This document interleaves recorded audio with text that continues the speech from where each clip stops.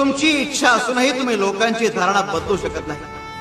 म्हणून शांतपणे आणि आनंदाने जीवन जगा. लोक काय विचार करतात ते त्यांच्या कर्तृत्वाचा भाग आहे. त्यांना बदलण्याचं कार्य आपल्या हातात नाही. त्याऐवजी शांतपणे आणि ईश्वराच्या चरणी लीन होऊन आपलं इच्छित कार्य पूर्ण करत जीवन जगायला शिकणं महत्वाचं. तुमची इच्छा असूनही तुम्ही लोकांची धारणा बदलू शकत नाही. म्हणून शांतपणे आणि आनंदाने जीवन जगा.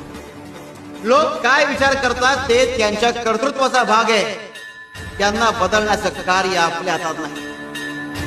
त्याऐवजी शांतपणे आणि ईश्वराच्या चरणी लीन होऊन आपलं इच्छित कार्य पूर्ण करत जीवन जगायला शिकणं महत्वाचं.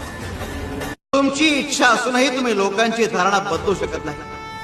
म्हणून शांतपणे आणि आनंदाने जीवन जगा.